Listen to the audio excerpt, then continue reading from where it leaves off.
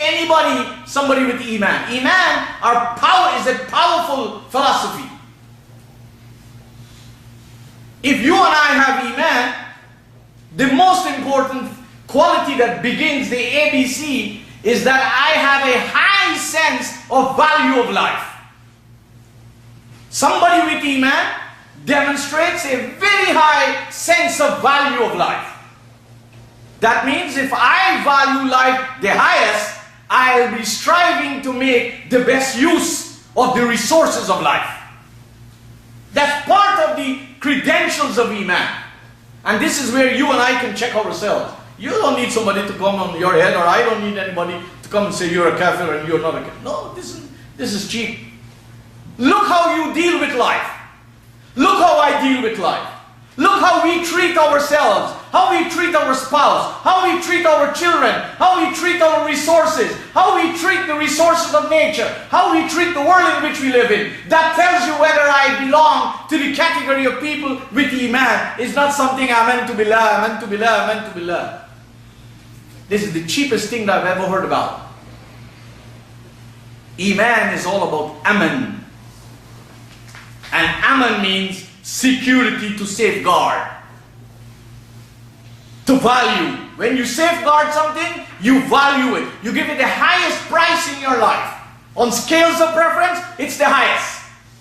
Time is not an issue. Money is not an issue. Resources is not an issue. Distance is not an issue, because that is top priority. When Iman is not top priority, then excuses fill the gap. I don't have time. I don't have money. I don't have resources. I wish it was next door to me, but it's 10 hours away from me. Look at all the scientists of the world. Look at all the botanists, zoologists, chemists. Look at all the geographers of the world. Do you see in their curriculum vitae they have a condition, I will not travel? I will not sacrifice? No! They travel the world. The world is the arena of their research. You and I are fortunate in many ways. You and I are living in a time when the Qur'an is being expounded. And I'm not saying that I'm expounding the Qur'an in the absolute way, because I cannot know it all. I will pass away one day. But I hope that people who are preoccupied with securing life and securing the valuables in life will not do like others have done. نَبَذَهُ وَرَاءَ ظُهُورِهِمْ. They put divine guidance behind their backs. And that's what happens every day in the average Muslim home. That's what happens every day in the average Muslim home. That's what happens every day in the average Muslim mind. That's what happens every day in the average Muslim youth, in the average Muslim father and mother. They are not working for Qur'an al-Fajr. Qur'an al-Fajr means to them to read Qur'an in the morning. Qur'an al-Fajr to me means to work for a divine Qur'anic dawn. That's the difference. I have to work for a dawn of the Qur'an in my life and in my family. And that doesn't begin and end with reading Qur'an in the morning.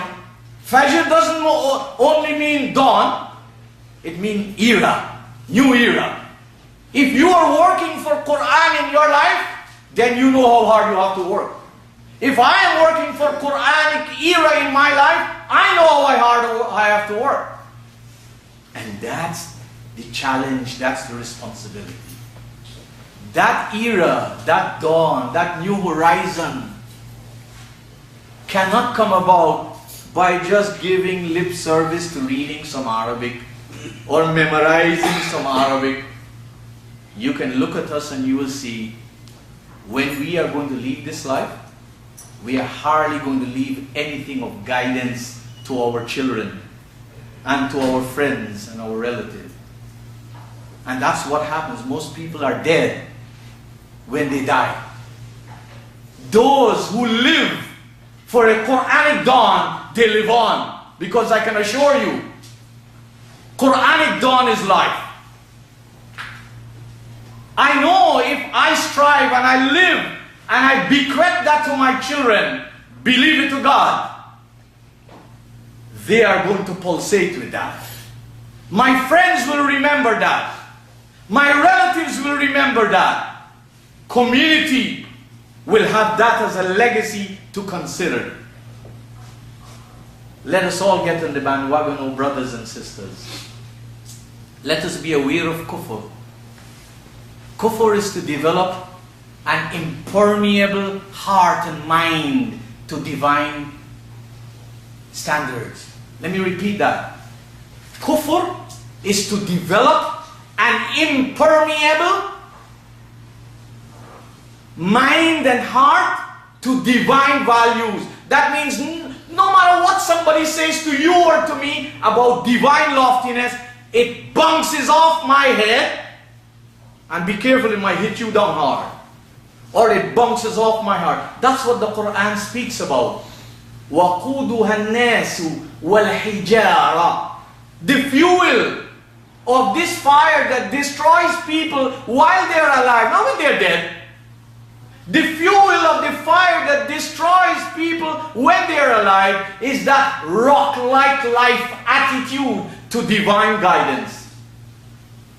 And that's why the Qur'an told the prophets,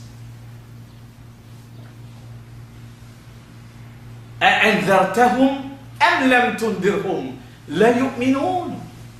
Your job is to keep inviting them, but understand this reality. Don't be too depressed that these are people who have deafened themselves, who have blinded themselves, who have sealed up their own hearts.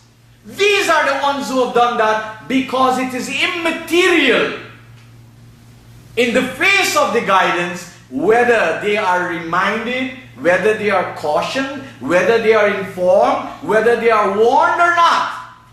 They have already decided, I'm not going to change. And it's not hard to see such people. I see such people like that in my life, and they're a lesson to me. Because I know for sure, the smart one is the one who can learn from the mistakes of others. The smart one is not one who dwells on the mistakes of others. I have nothing to benefit by dwelling on your mistakes.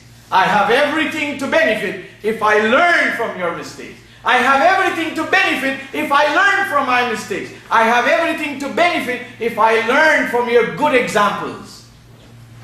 And that's how we should always be. So I leave this with myself and you, knowing fully well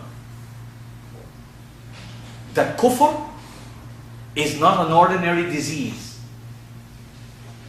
The marginalization you have in politics or the racism you have in society, it is kufr.